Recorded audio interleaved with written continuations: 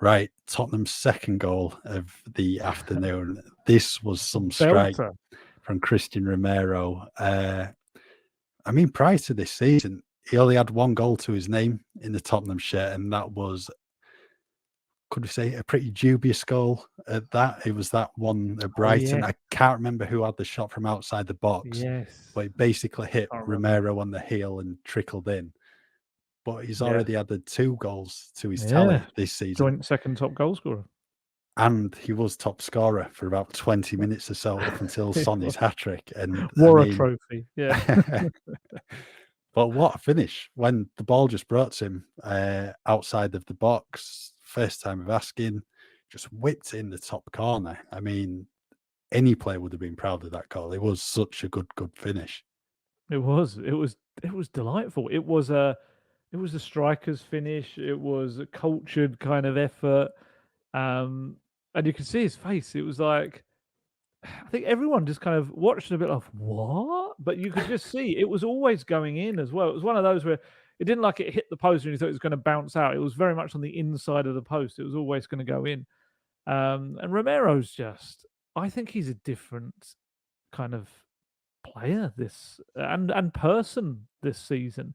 And you can read into that what you will, whether it's how he was being told to play by previous managers, or how the system was, or the lack of responsibility on him, maybe. But whatever Postecoglou's done for him is worked just ridiculously well.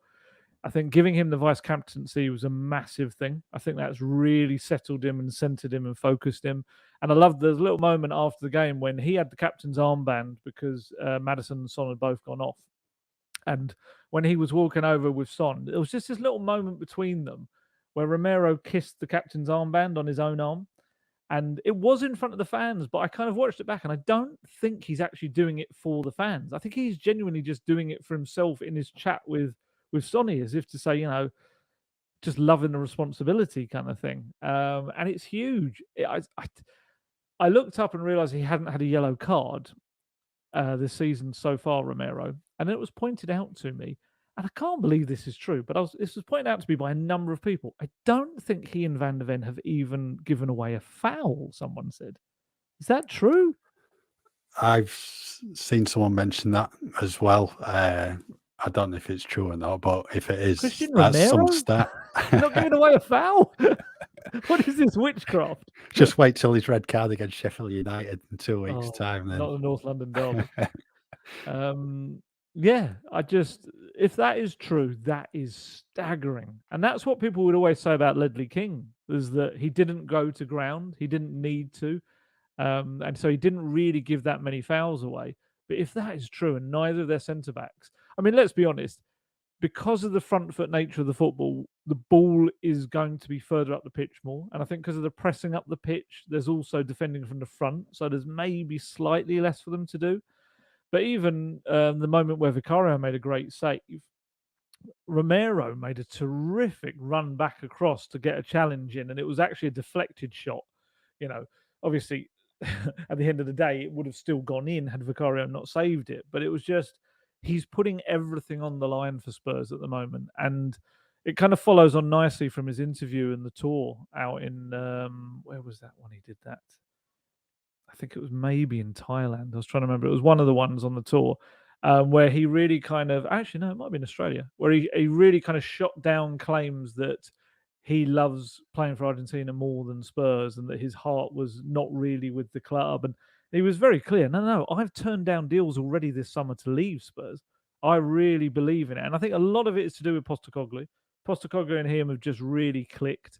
Postecoglou calls him the most influential defender in the back line.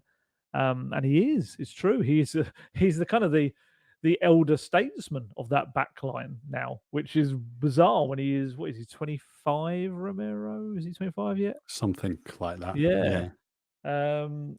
It's a real stepping stone season, it feels like, for me, for Romero. He can go back to, we've said it a million times, he was a Serie A Defender of the Year, and that's not something that's handed out liberally in Serie A, which is like a league, obviously, where defending is often on top. And I think we've seen kind of big moments from Romero, but also seen low moments from him, and he hasn't really put together that consistency. But he has started this season really, really well. I've got to do my season player ratings of the season so far this week as our kind of international break tradition that we do, even though they've only played 5 games. Romero is going to be very high in that because it's very difficult to fault much of what he's done this far. Yeah, really liking it. His partnership with Van der Ven, I mean, you can talk about it. I mean, you've got to be loving this central defensive partnership right now. Very much so.